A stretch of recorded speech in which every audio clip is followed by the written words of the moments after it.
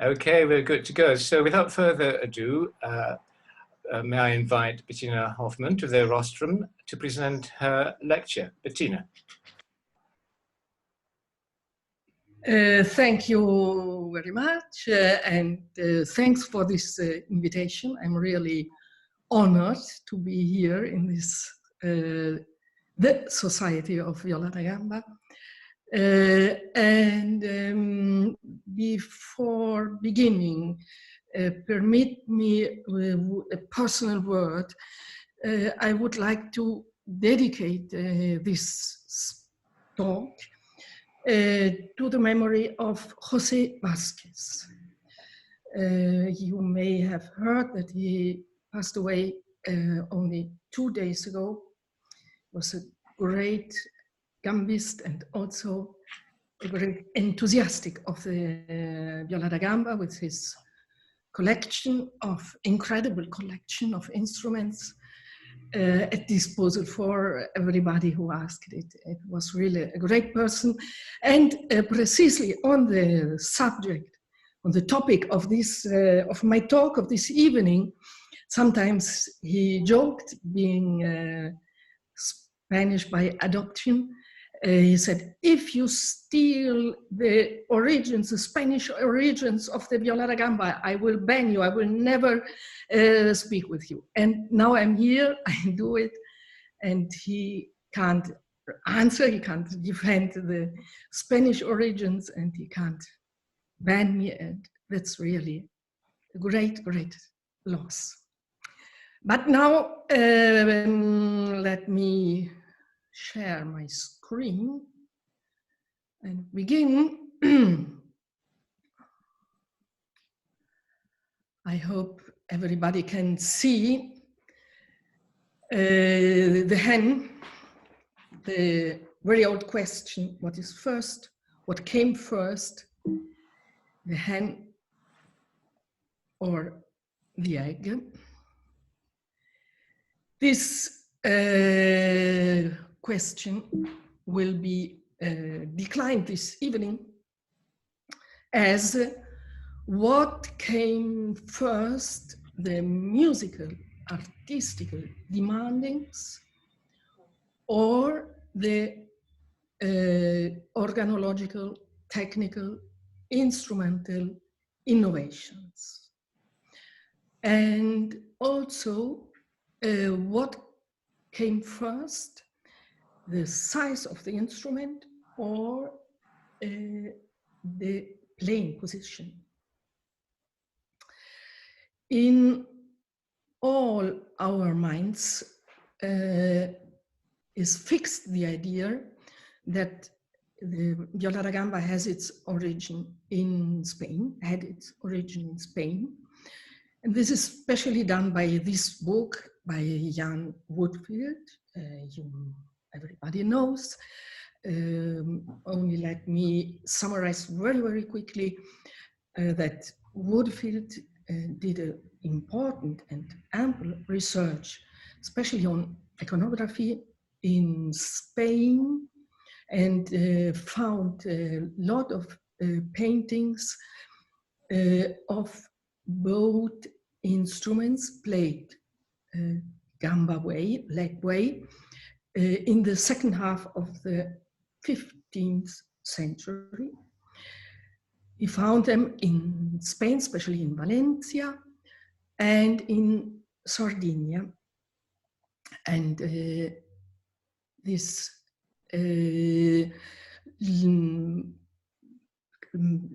made him conclude that these instruments are the first viola da gambas, which were then later imported to Italy.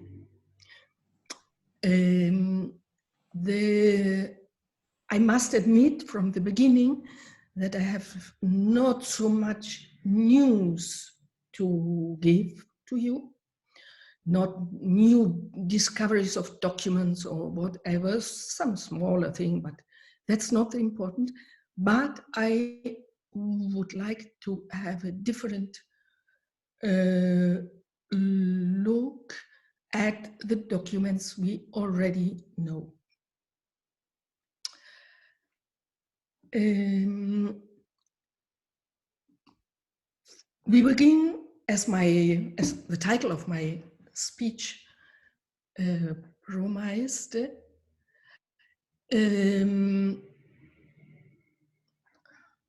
I see someone painting. Is it possible? Michele Kaum is designing on the street. As the title of my talk promised, we begin with the question of the size of the instrument. And to do this, we have to do a good step behind to the Guido's hand, which comprise these, as everybody knows, these notes from Gamma out, the below G, to A, the high E, 2 octaves and a sixth. And indeed, the medieval music is limited to this range of notes with very few exceptions, sometimes a lower F, but is limited to this range. Now, I already hear your objection, what you say, but these are only written notes, nominal notes. It's not an absolute pitch, but, and that is certainly true, they didn't have a tuning fork and they didn't have a clear tuner on their iPhone in the Middle Ages, but, and transposition was a very normal praxis, but please keep in mind that this range covers exactly what the overall range, what human normal voices can cover with the voice. So, I mean, not special Wagnerian trained bass will arrive comfortably to this gamma out, and a soprano, who is not the queen of the night, will arrive comfortably to the this E. So the overall range must have been, in spite of all changing the absolute pitch, must have been a reference for a medieval musician. And as confirming, you see that the instruments of the time are, we can't find a real bass instrument in the Middle Ages.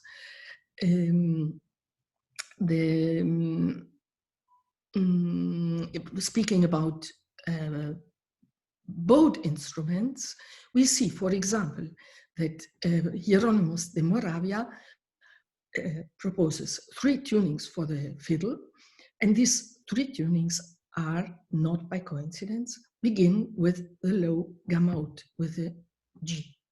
And indeed, the instruments we see in the iconography of the time are at most instruments we could call of tenor size. This, for example, which is leg played in the leg position,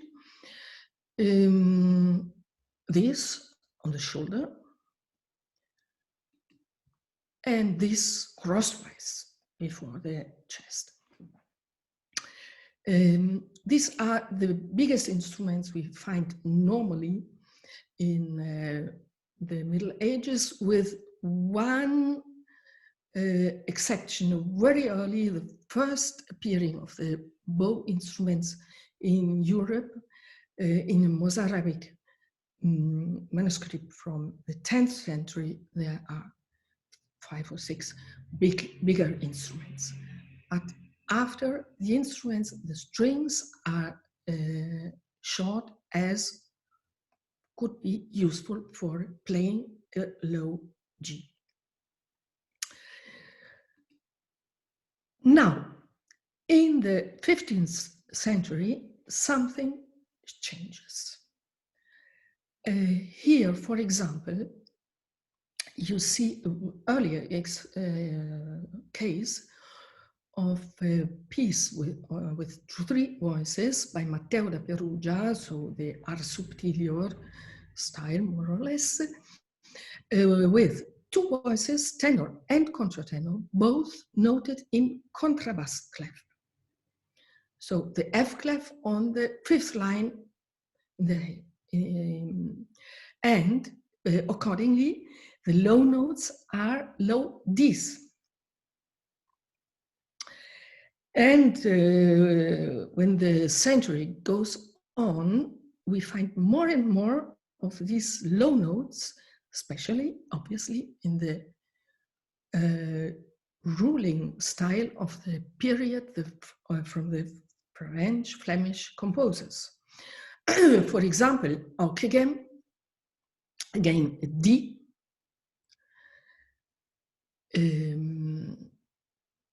and also a C, a low C.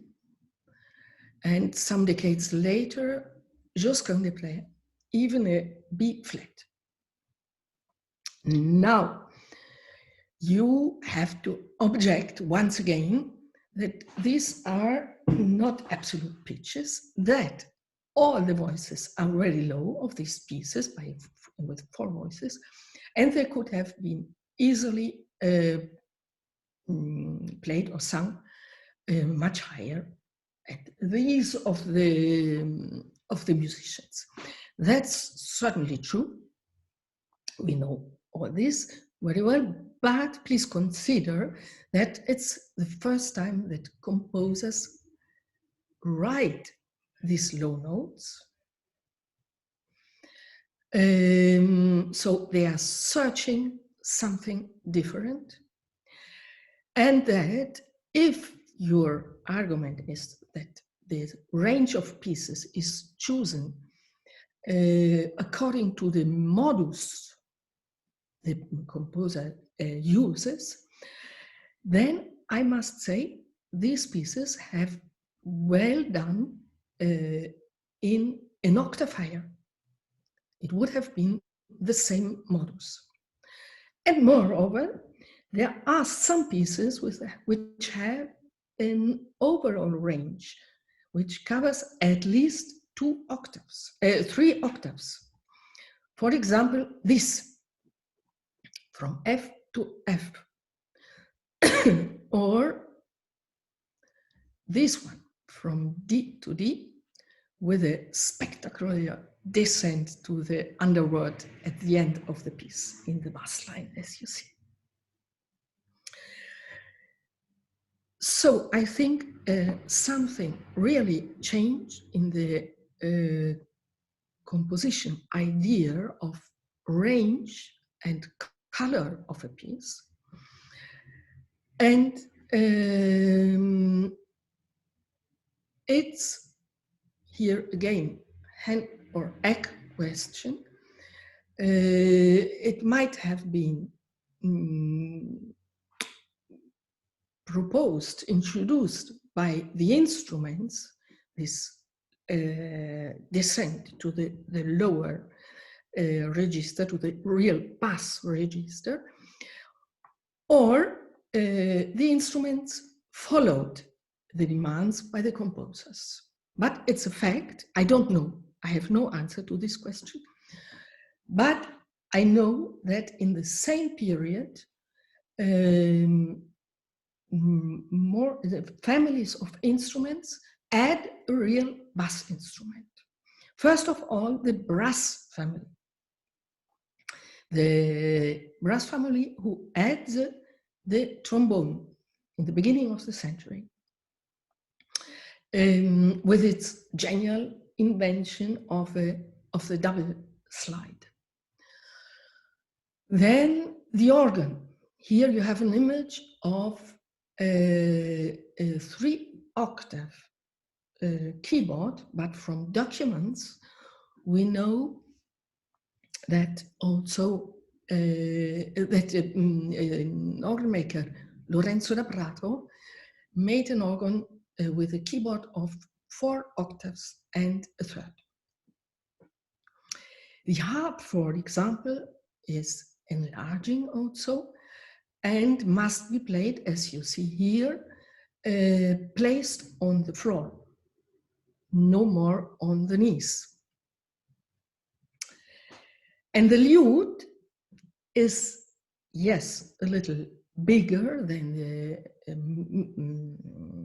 instruments of the Middle Ages, but what is more interesting for our history of the viol adds the 6th low course. So the expanding is by a string more. These last two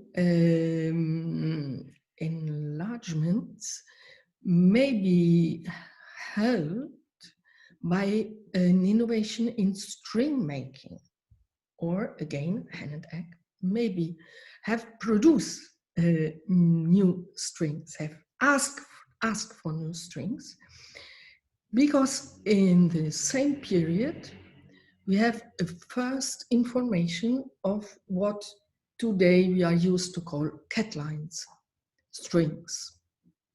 Ugolino da Forlì speaks about 3 kinds of strings.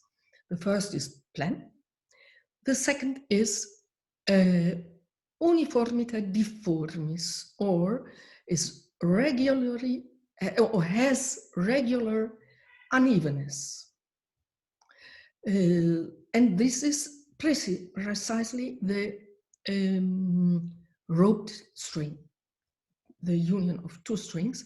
And he says that this string has produces a sound which is less high. So as now we use these strings for lower notes. The third string is an irregular string, which is simply false. Okay, but now, what about bowed instruments? The bowed instruments are a little behind the other families. The first image of a bass bowed instrument, an instrument which can reach the notes under the hand, widow's hand, so extra mano, are this. Bologna, 1497. You all know this image, but please consider the size of these 2 instruments. On the left might be a little smaller, on the right is truly a bass instrument. And if you don't mind, if I offer myself as a musician angel, we can do a comparison with my normal bass viol. And you see indeed both instruments placed on the floor. You see indeed that this is the size of this Bologna instrument. I have even a detail, a little cut, but brighter, of the same painting. And you see that the bridge is very low. So the string, the vibrating string length is even longer than my normal D bass viol. And from this moment on, there is an explosion of similar instruments, all played obviously in leg position. So in the beginning, we have seen some medieval instrument played in leg position that was very used all over Europe until more or less 1300, and then continued only in Spain. But I think that nobody has the need of a special tradition of this position when he plays such a big instrument. It will be obvious, it will be absolutely natural to hold this instrument on the floor or on the legs, not on the shoulder. No need of a special tradition. So let's go on and see the very next examples. Again, in Bologna, this is held on the calves, but the peg box is over the head. And most impressive, this group of musicians with two big bass viols. Here I have a detail in black and white. There's no better photo. And you see, especially the instrument on the right is really impressive. The angel is seated, the instrument is on the floor, and the peg box is over his head. Really a big instrument. Also, the high ribs, etc., give this idea of a big instrument. The fresco is dated, on the fresco is written 1503. It's impressive also, this is only, by the way, that this instrument is so similar to the later standard Baroque viols. We should always keep in mind that in the Renaissance, there were a lot of different forms between, among whom also the form which became later the standard viol, the Baroque viol. Then let's go on. This is not so big, smaller body. This really putti also are very interesting. I'll hold the instrument between the legs on the calves, half of the calves, and the peg box is again a piece over their head. This also not so big, but even interesting. In Milano, a fresco. No better photo, I'm sorry. And this also is interesting. It's badly conserved, but you see this putto with the instrument on the floor and the peg box arriving more or less at his shoulder. Then this is from Rome, so a piece, a step in towards the south, with the two viols, left and right. You will see it better here. Again, I have no better photo. There exists no better photo. They are kneeling and the instrument on the floor. Obviously, the playing position is specular. It's one seems left hand and one right hand because the painter decided to have the symmetric disposition. And this one also, very big instrument. So in some 15 years, we have a crowd of this instrument, and so on and so on. I stop here. You all know the important Viola da Gamba culture in Italy during the 16th century. But I stop here.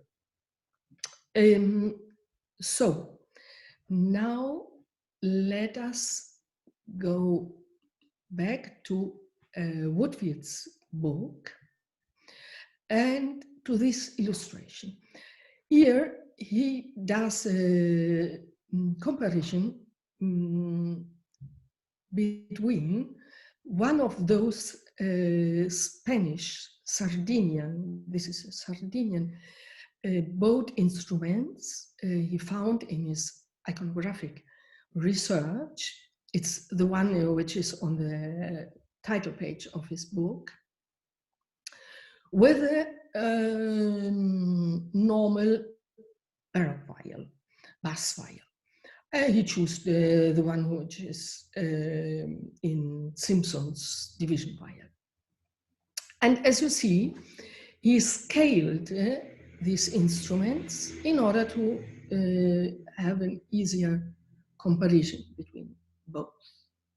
But if we have now a look to these two instruments, and we scale the players from feet to head or aureola, we see that the sizes are really, really different. The Sardinian, so-called Spanish instrument, is more or less, fortunately, they are inclined in the same way, so it can do the confrontation, and the Sardinian instrument is more or less in the high, somewhat under the upper nut, and in the low end, at the C, at the low end of the C, more or less, under the bridge, more or less. So the illustration by Woodfield in real scale would have been this. And I think at most, I think this gives really a very, very different impression. You see at first glance that this is a treble instrument, maybe a little lower, maybe some alto instrument, nothing different in comparison with the both instruments we saw during the centuries of medieval age.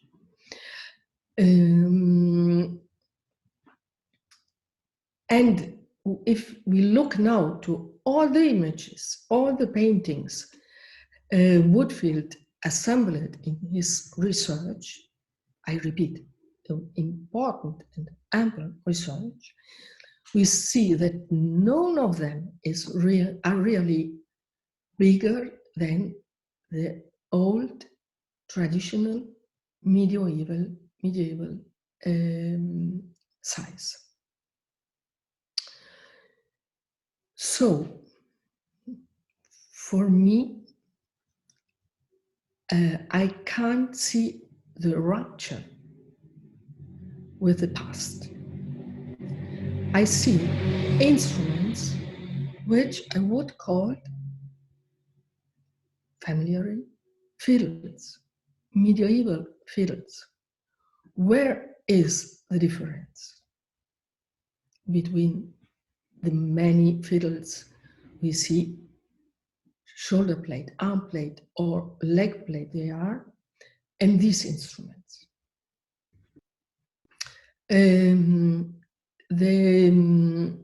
As I said before, the leg position was traditional in Spain. That's true. And as the Arabian always played both instruments in leg position. So all these instruments are played in leg position. But the structure and the size is not different.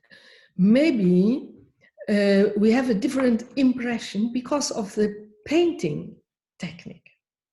These are Renaissance painters who have a technique to give us the idea of the perspective. But, and so we have immediately a different idea of these instruments.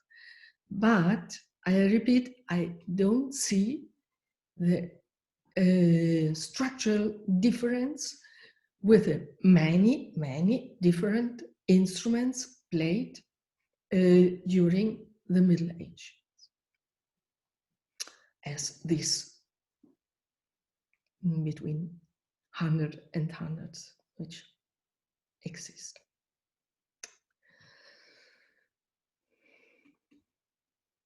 But this argument on the size of the instruments is not the only one which makes me think that the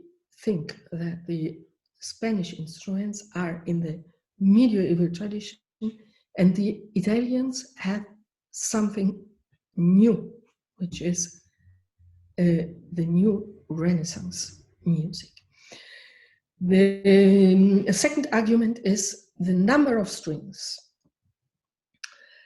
The Spanish instruments or Spanish influenced instruments have great variations in numbers of strings, from 3 strings, as in this instrument, maybe 4 pecks, but that's normal in the time, and up to 8 strings, or 8 pecks at least, as in our Sardinian instrument. 5 on one side and 3 on the other. Maybe the strings are more or less 6 or 7. And so great variations in number of strings, as it has been always during the Middle Ages. On the contrary, the new Italian big instruments have all, without exception, 6 or 5 strings. Here you see very well on the very first painting 3 pecks on our side and 3 holes for the opposite pecks. And so on. A quick look to the images I proposed you before show that all these viols have 5 or 6 pecks. I added also the famous Santa Cecilia by Raffaello. It's not so big an instrument, but it's so well painted, and you can see it's the first on the left in the upper row. You can even count the pecks in the peck box, the 6 peck. And this little variation between 5 or 6 strings is, as I said, linked to the lute history, which exactly in this period is increasing the number of courses. So it's a variation, but it's a significant variation. And I think, maybe because I'm a player, but I think that the number of strings is something that defines an instrument, which gives the idea of a unity of all these instruments, which have different forms, different sizes of the ribs of the body, different peck box, different whatever you want, but they are linked by the number of strings, what is by the musical possibilities. The next argument are the ensembles, the groups where the viols are part of.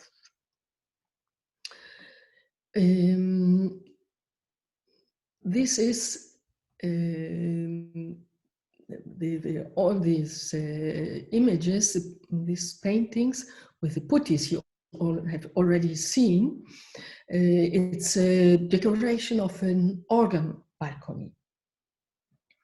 And you see that precisely the Viola da Gambas form a group of 3 equal instruments.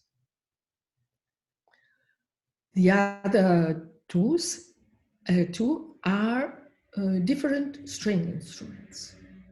The only group which is homogeneous as the viols is the group of singers.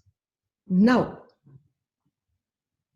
everybody knows that the medieval music is characterized by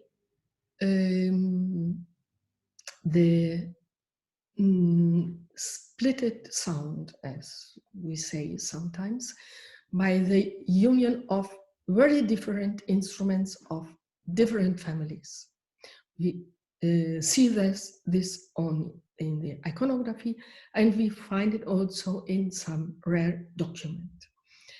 In the iconography, sometimes it seems really we show you everything our Lord has created. And the mixed ensemble is typical of the medieval music. While in the Renaissance, with its increasing polyphony, the instruments tend to form families of the same kind of instrument in all sizes. So to see here three instruments of the same kind together is something modern for the situation in 1508. It's part of a general tendency. That does not mean that in Renaissance they always played only equal instruments together, but the tendency is towards a union of the sound. And looking to other examples here, at least you have two viols. One maybe a little slower, smaller, one a little bigger, two viols together with other string instruments. Here, our very first image, only two viols. And so on. On the contrary, we have also, excuse me, we have also written documents on what we could say the first viol concerts.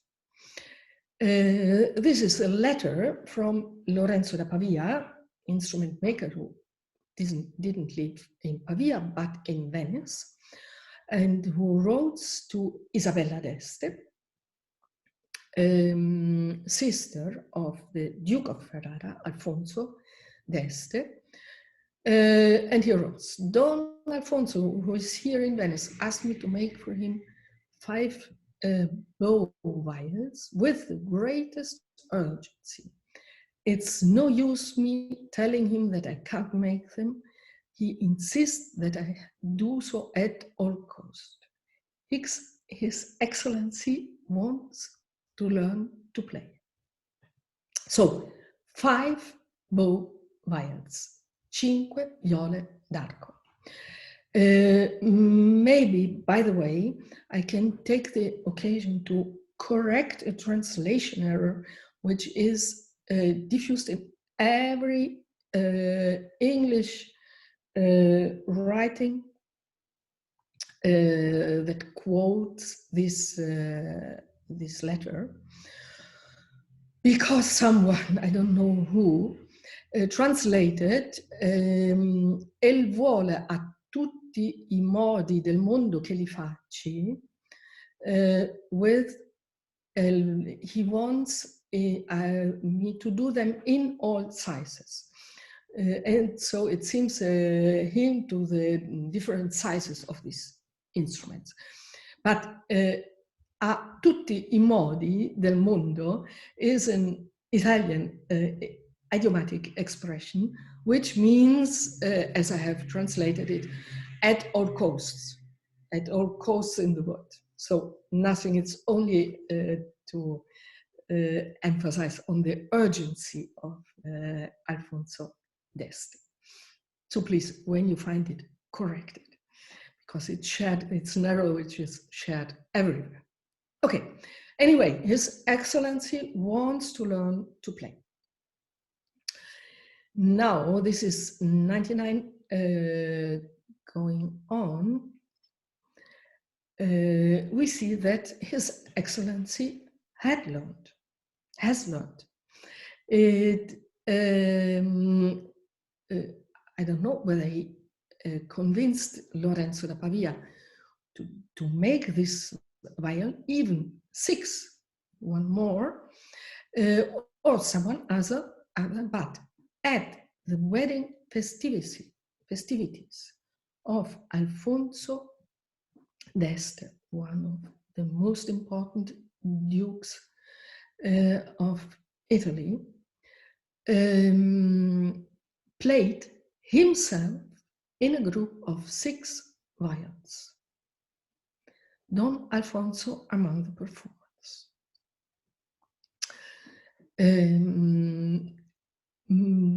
Maybe, if you like, we can say that this is the birth of the Viola da Gamba consort. But these 2 documents don't say nothing about the nature of these instruments. They maybe have da braccio plate, arm plate instruments, or maybe even plucked instruments, as viola was the name of the plucked instruments also.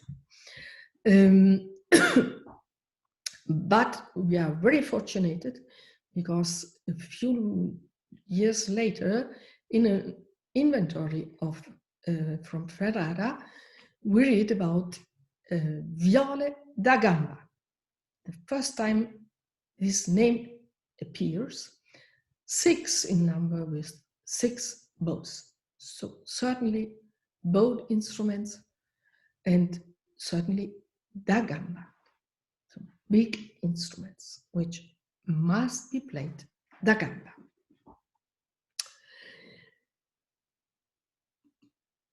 On the contrary, the Spanish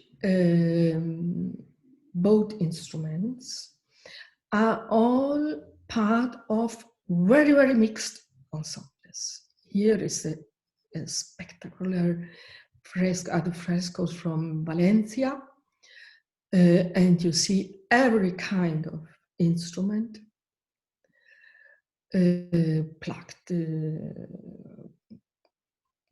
winged instruments, keyboard instruments, and so on.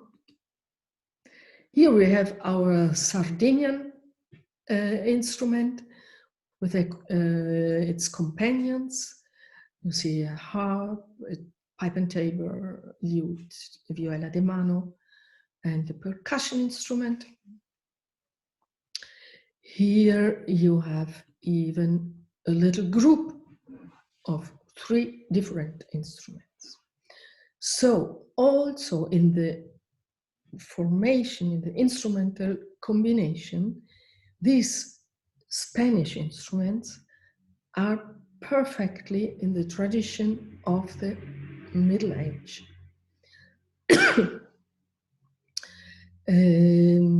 There's no innovation in the idea of the sound combinations, the colors of the music, of the instrumental music. Then I would like to give a look at the later decades in Spain. The next century. And I can tell you that in the 3/4 of the century, there is nothing in Spain which can be called a viola da gamba. No hint, as far as I know. Maybe you can correct me. No iconographic sources. We find instruments like this. Again, small instruments played on the knees. in 1937. And the first hint on a boat, big boat instrument, is found in Salinas' treatise, where he plays about lire and viole, here as a synonym, in other places as two different instruments. His interest is only in the fact that these are fretted instruments, because he is speaking about temperaments. So he is not specially interested to explain which kind of instrument it is, but they may be one the Viol, or the Viola de mano, and one the Viola da Gamba. It's probably, I would say. This is 77, and remember that Salinas has been in Italy for 20 or more years before returning to Salamanca. The first dated iconographic witness of a big instrument in Spain is this one, by El Greco in the 18th. And again, remember that El Greco lived in Venice before coming, some years before, to Spain. There is one more authentically Spanish painting by Borras. It's not dated, but we can imagine that it's more or less from the same time. It's not so big an instrument as a body, but the neck is long, so it might be a bass instrument. So I fear that if you are still convinced after my long speaking, that at the end of my speaking, that the viol is born in Spain, you must admit that it was something as a stillborn, with little future.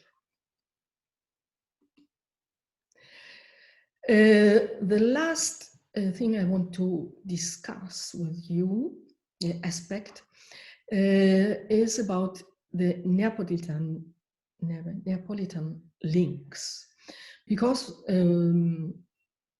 Woodfield, in the attempt to link the Spanish boat instruments with the Italian instrument, rightly remembers us that the Spanish has governed and occupied the South Italy, what was called the Neapolitan Kingdom,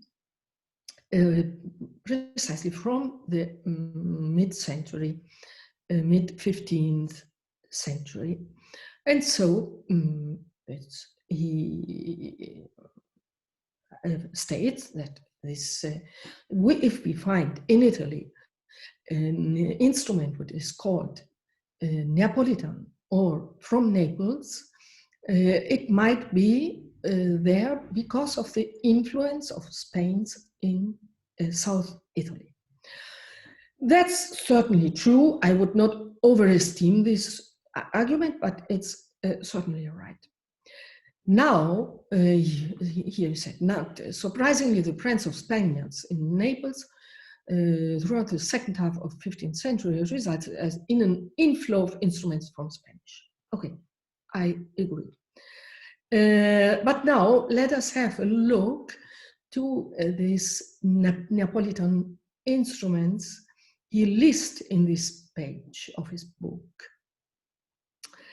The first is Tinctoris, 87, informed his readers about the viola, an instrument invented by the Spaniards, which both they and the Italians called the viola. A clear indication that the instrument was known in Italy by the mid of the 18th. So we should have a look to Tinctori's text, which is he distinguished between the lute and then the viola, what we call now viola de mano, and says because the lute has a bigger body and the round body, and the viola is flat. And he says that this instrument, the viola de mano, is invented by the Spaniards. Okay. And then he speaks about a third instrument. But there is another viola that certainly stems from the Greeks, as they say, and which differs from the lute not only in shape, as did the last one, but also by the arrangement of the strings and the way they are played. And then going on, he explains the function of the bridge, and he says that it is played with the arculus. So Tinctoris says that the Spanish instruments, he writes in Naples, that the Spanish instruments are the plucked instrument, and for him, the bowed instruments are invented by the Greeks. He might be right or not, but that's what he said. Going on in the list by Woodfield, we find Sanuto, the Venetian diarist, described a performance given by two players of viola grande d'archetto, so big bowed viols, from Palermo in the south of Italy, in the Neapolitan kingdom, which took place at the Roman abode of Cardinal Grimaldi, Recte Grimani, from 1505. Now let us have a look to Sanuto, or it's not Sanuto himself. He quotes a letter which from someone who was present at the sumptuous banquet the Cardinal Grimani gave in Rome. And here, with a lot of courses, you know, these Renaissance banquets, a lot of courses, dishes, a lot of instruments, a lot of different music. And here is the last course, and first play piffari and trumpets, and then they brought dishes with confetti menuti che furono coriandoli da Palermo, which means candies, small candies, called candies from Palermo, and then other meals and sweets and so on. And then there were two companions who played two big bowed violins. So I'm sorry, but the candies are from Palermo, not the players. There's no hint to the provenance of these players, and I think they are locals from Rome. Let's go on. Now he says about Isabella's correspondence, who often speaks about viole alla napoletana, and this is certainly true. But for Isabella and his courtesans, it was quite clear that these Neapolitan instruments were plucked instruments, as you can learn from this letter, where a courtesan from Mantova speaks about 3 violoni di archetto e 2 spagnoli, so 3 bowed and 2 Spanish violoni. This is distinguished. And it's Woodfield himself who admit that the term viola spagnola, viola alla spagnola, viola napoletana normally referred to the viola de mano. I agree, but I must change the word normally with always, because I have no notice of a Spanish instrument referred to a boat instrument. But in the correspondence by Isabella, there's one strong counter argument to my theory, and I don't want to hide it, which is this, again, a courtesan from Mantua who went to Vigevano near Milan and writes to Isabella. They made those Spanish players play, sent by the most reverend Monsignor Ascanio from Rome, which played viols almost as large as myself, and indeed the playing is sweet rather than artful. So Bernardino de Prosperi was not a dwarf. This must have been, we know that, this must have been really very big instruments. Again, we don't know whether they were plucked or played with a bow. But it's a strong counter argument. I admit we don't know whether they are bowed or plucked. And one thing is sure, that in the whole Spanish iconography assembled by Woodfield, we don't find any instrument which is also only almost tall as a man. So I think that this Spanish player played instrument they found at Rome. For example, the two viols we saw in San Pietro in Montorio.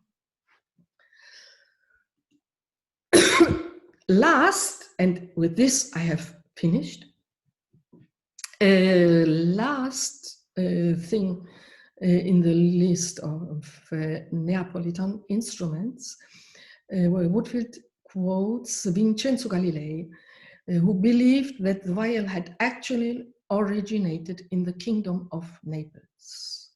That his arguments now seem spurious. The mere fact that Naples was specified at all may reflect a contemporary tradition associating the south of Italy with the olive viol. Galilei is from the end of the century, as you know, and let us have a look to Galilei's text also. And so we see, first of all, that he is not speaking especially about the viola da gamba, but of both instruments. So he thinks that viola da gamba and viola da braccio are both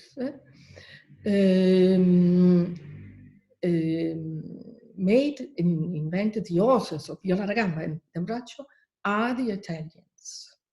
I'm firmly convinced. And maybe those from the kingdom of Naples. And then he continues. And the reason why I think so is this. In Spain, they are not made and are little used. In France and England, it is the same. And likewise among the Flemish. And in Germany, that someone supposed them to be the authors. So I think a scholar should quote the whole phrase, even if there's written, in Spain they're not made and are little used. But I agree with Woodfield that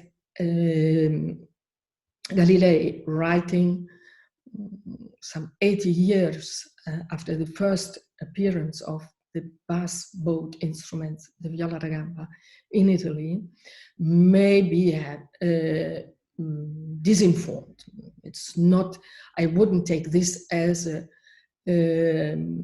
reliable witness. This certainly is too late, but to conclude, I agree with Galilei. I'm convinced as well that the authors of the Viola Gamba are the Italians, and I think that in Spain they are not made and a little used. And here I have finished, and now I am waiting for your objections and counter arguments and additions, because I'm aware that it's something that changed a lot the perspective of the history of the violin. Well, thank you very much, Bettina. That's extremely interesting. So we could start the question and answer now. Has anybody got any questions? Who would like to start first? Feel free to unmute yourself. Yeah, can I be the first one to be the devil's advocate? Yes, could you introduce yourself, please? It's Jonathan Dunford. Bettina, sorry to bother. I'll be the devil's advocate this time. Somebody brought this up in the questions, and I think it's a legitimate question. As you know, we who live here in Europe, when you look at the size of armor for the knights in the Middle Ages, or you look at the size of doors in medieval buildings, or even that size of chairs or beds, the things that we have in that instruments, people were much smaller in the 15th century. So when you start judging the size of the instruments from the people, are you sure that really that's a base-sized instrument compared to what a base-sized instrument would be for people in 2021? Yes, certainly we are taller and taller now. There might be some difference. There is also, if you refer especially to my photo with the musician angel in comparison, it might be a little smaller, say 10 centimeters. I can do a research, especially on the question of the head of the person in 1500. But I think there are many other factors also of which make vain a perfect measuring. So, first of all, keep in mind that they are all paintings, and the painter is free to do what he has in mind and not what he sees. And there is a perspective, and there is also the question that the bridges are lower. So I think there is a margin of uncertainty we should accept. Anyway, these are instruments. Yes, a certain uncertainty. We should calculate. It's not, we're not half smaller as we are. Some centimeters, I admit, certainly. Okay, thank you. I'll mute myself again.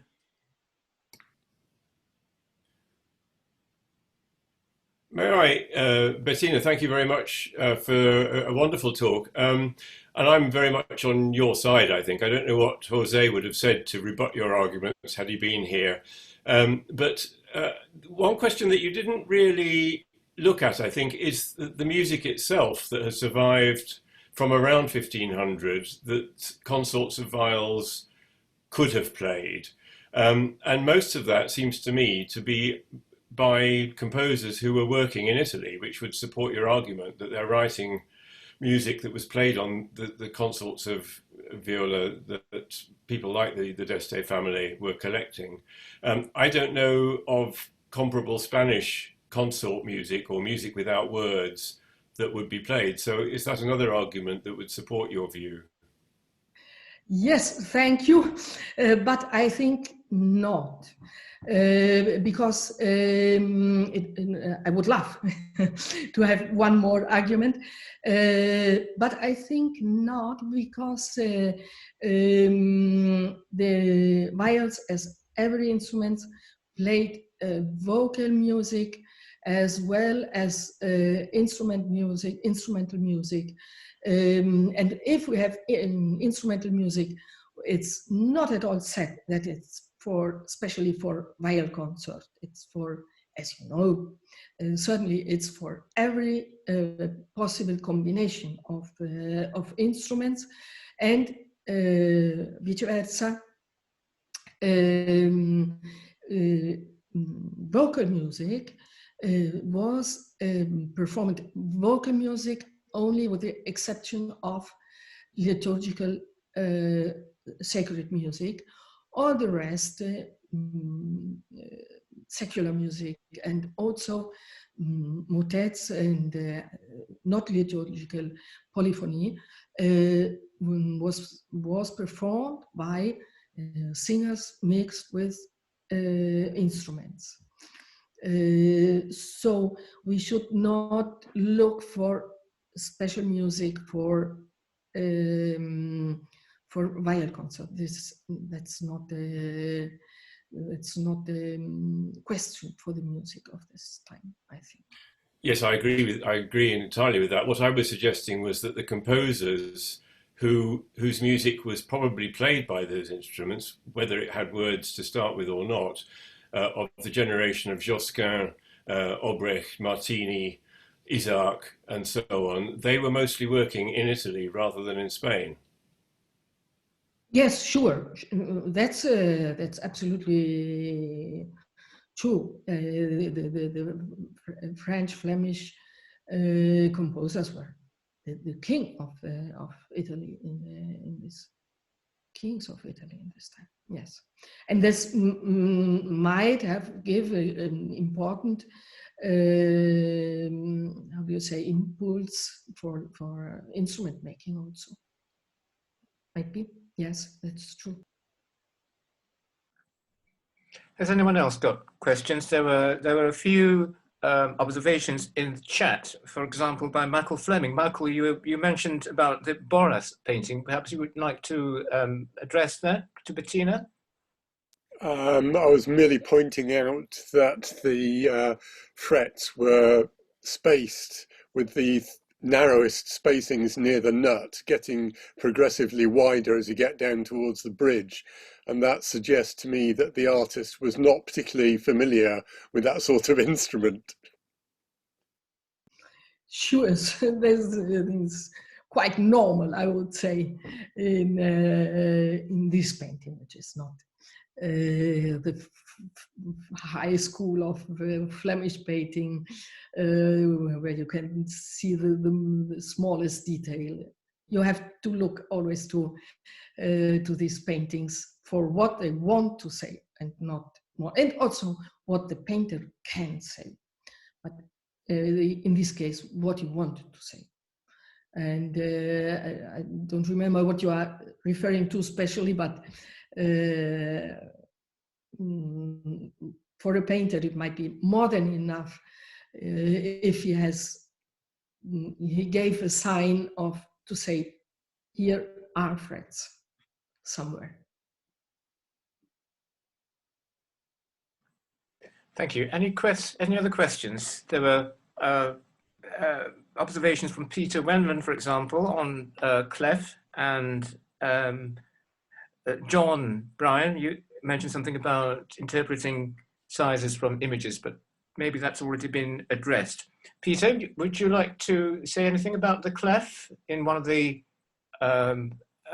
slides?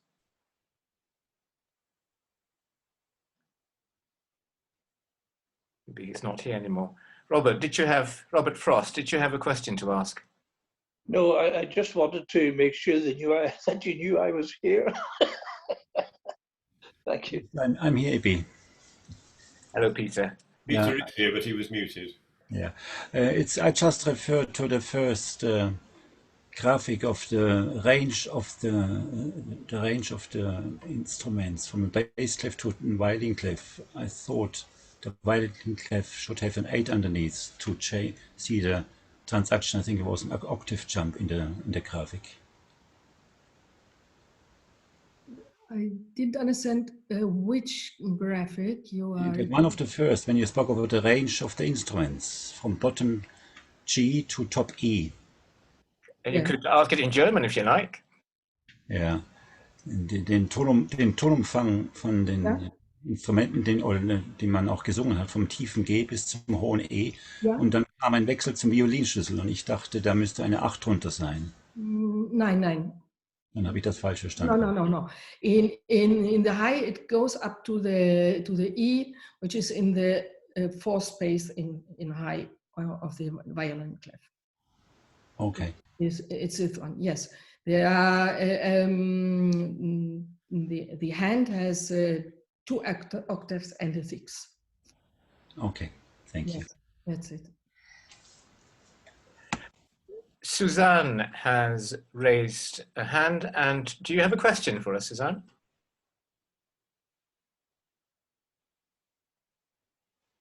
If you do, you need to unmute yourself. Yeah, I will. Okay, I have one question because I was wondering about the letter of Alfonso d'Este. Why would he order 6 viols? Is there any composer known which was working at the court or any connections to that court? That's my question. Yes, no, I don't think this is for a special composition or for. They had important bow instruments tradition at Ferrara. From the beginning of the 15th century, in Ferrara were active the family della Viola. The last one you know is Alfonso della Viola, who played in the 16th century the viola da gamba. But the first members of this family came to Ferrara and were set dalla viola. They certainly played an instrument in arm position. So they had an important tradition, and I think he and Isabella, sister and brother, were fascinated by the novelty, by the innovation, simply by a new instrument. It's not a question to, I must play this written for the viol in particular, but it's a question of something new. And I may repeat here that the viol from the very beginning has been considered the right instrument for a nobleman. So do you say graveness? Is this an English word? Being a low instrument, is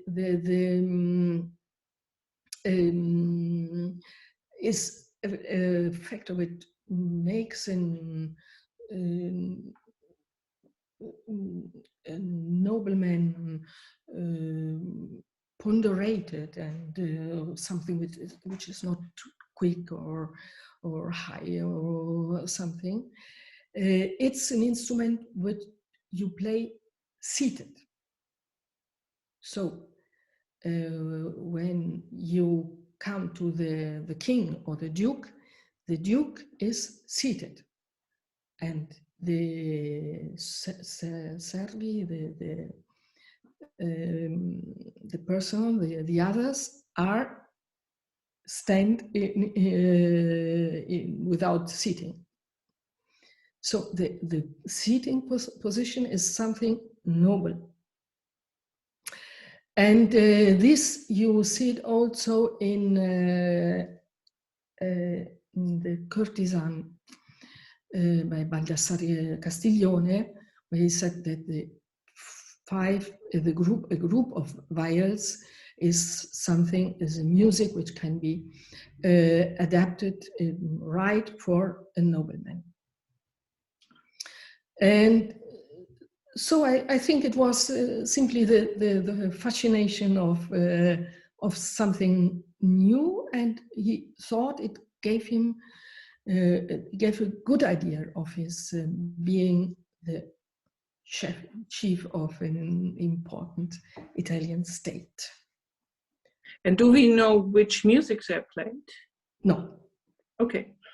It was a theatralic performance, and the music was a little intermezzo, beginning of the Italian intermediate. The first, but we don't know anything about the music. Thank you. Thank you very much. A comment from Nick Hyde in the chat. Nick, would you like to voice your comment to Bettina?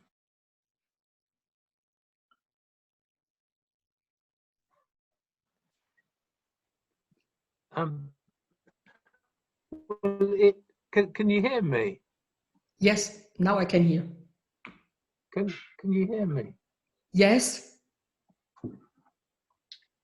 Oh, you can hear me. It was a follow-on from Michael Fleming's comment about the spacing of the frets and them being the wrong way around.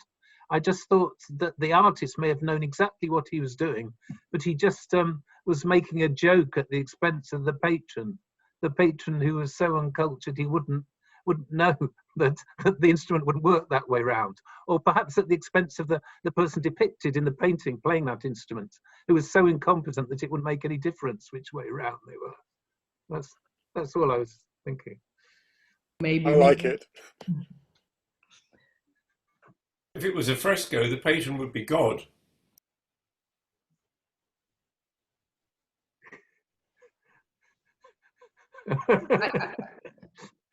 I think Peter wanted to say something. Yes, well, first of all, thank you very much. It's a very interesting talk, Bettina. I just wanted to make the point, which I think is implied in what you were saying, that the one historical importance of the viol is that it's the first consort instrument which was adopted by amateurs and remained an amateur instrument all the way through, as well as obviously being played by professionals. And the only other point I wanted to make is that it would be, when I was writing 4 and 20 Fiddlers, there was so little information available. A lot of it had been found by Ian Woodfield and by William Prizer and other people like that working on the Mantua and the Ferrara courts. As you've shown, there's much more material available now, and it would be great if you or someone could actually set it all out in detail. I know you've talked quite a bit in your new book about it, but it needs a really detailed study now with much more information available. Yes, as I said, I didn't find much more information. I think they did a research which was already really complete, certainly with much more work than we have now, no, where we can find everything in the internet. And I have every respect for this thing. So we have something more, for example, the frescoes in the Valencian Dome Cathedral I showed, and we can see the whole document easily, but there's not so much new, I think. Well, certainly some of the pictures you showed, I wasn't familiar with. What? I didn't understand, excuse me. Some of the pictures you showed, particularly the slightly later ones and the very early ones, I wasn't familiar with, and I'm not sure but some of them aren't generally known. Yes, certainly. The iconography in Italy is much wider than what Woodfield showed, and going on with the century, there's a lot. I have in my database some, I don't know, 700 images of viols from the what we can call in some way viols from the 16th century in Italy. That's certain. And also I showed only those now which are more significant, more relevant for this special topic, because there are many or some others, but some we don't really know the size, and some we don't know whether it's bowed or not, and some are not dated, and some are there's a lot more material if you want. Well, thank you very much indeed. If there are no more questions, I think it's probably time to wrap it up. Before I do that, could I just remind you all of our next online session, which is a technique class with Sarah Cunningham, and that is going to be on Tuesday, the 23rd of March at 6 p.m. UK time. We would appreciate any donations you might like to contribute to the society. The best way to do this is to send a PayPal payment. And I have just typed in the chat what the address is. It's admin@vdgs.org.uk, which is also an email address you could write to if you have any questions, including how to make a donation. Otherwise, other information to do with these meetings and forthcoming meetings can be found on the website vdgs.org.uk and in the members area. Okay, everyone, I think that's probably it this evening. Could I just express my heartfelt thanks to Bettina Hoffmann for a most fascinating talk, and also to all of you for attending this meeting. Thank you very much, everybody. Thank you. Thank you very much. Bettina. So until next time, please stay safe, and I'll see you hopefully on the 23rd. Thank you. Good night.